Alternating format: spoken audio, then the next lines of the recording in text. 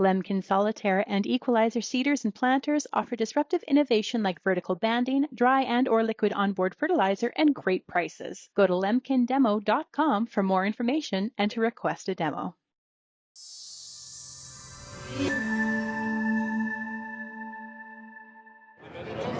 Bernard Tobin here at the Commodity Classic in Denver, Colorado. I am over at Vive Crop Protection now, catching up with Chief Technical Officer Doug Baumann. Doug, how's it going? It's awesome, Vern. I'm getting used to the altitude here at 5,000 feet in Colorado. Well, we're going to try to take you down to earth here. We're going to talk about a couple of things today. You've just received expanded registration for AZteroid FC 390. Tell us about that. AZteroid 390 is Vive's first product in Canada. We launched it in 2023 with a label primarily in potato. It's an azoxystrobin-based product, and right now the expansion is to take us from the suppression of black scurf and stem and stolon canker all the way into control. We've also added control of rhizoctonia in sugar beet, as well as added other small crop groups to the label. In short, I mean, this is really the coming into the light of AZteroid, because we launched it with such a narrow focus to get the nanotechnology approved by PMRA, and now that it's approved, we're really widening things up. The other thing that we're doing, which is brilliant, is that because of the difference between EPA and PMRA, we had two different products in the market in the two different countries. And this label expansion brings the composition of AZteroid up to that of the US product. In other words, they're both the same generation now, so we have the most modern technology for Canadian growers. Let's talk about how you do business from a perspective of strategy. And one of the things you talk about is prioritizing development over discovery. Yeah. Tell me about that.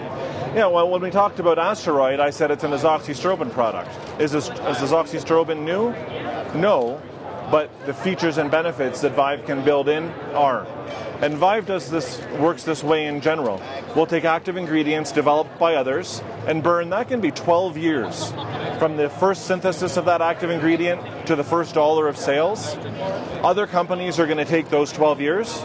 We're going to jump in afterwards and we're going to use synthetics, bacteria, plant extracts, all sorts of different types of active ingredients, and we fuse them with our nanotechnology, and we make the best version of product X you've ever had. What about speed here, Doug? Getting products to growers faster. Everybody wants it tomorrow. Yeah. Talk about how your strategy here works there. Well, I mean, speed is the reason, right? If I asked you today, you want a new car, I'll make you wait 12 years. Are you likely to come to me for that car? You're not. So prioritizing development over discovery means that we're shrinking that product development cycle down to about 3 to 4 years. And I know that's still a long time, but 3 or 4 compared to 12, our ability to bring new products to market with new features is dramatically better. And that's part of what's powering Vive to our next level. We first had our commercial sales in the US in 2017, so we've now only had 8 selling seasons. We've never launched more than one product in a year. By 2028, you're going to see 5 new products a year from Vive as our highest velocity commercialization engine, built on development, really kicks into gear, and that's going to make Vive a much more important and relevant player in Canadian ag as we build that portfolio, 5 brands a year. You talk about important and relevant. Tell me about it.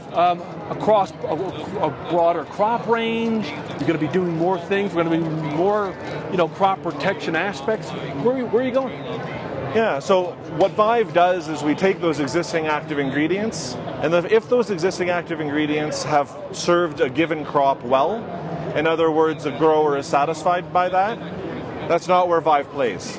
We're going to play at the margins, normally on the 20% of the most demanding crops or geographies, soil conditions, weather conditions, where those active ingredients and those products developed by others, they're just not tuned for those environments.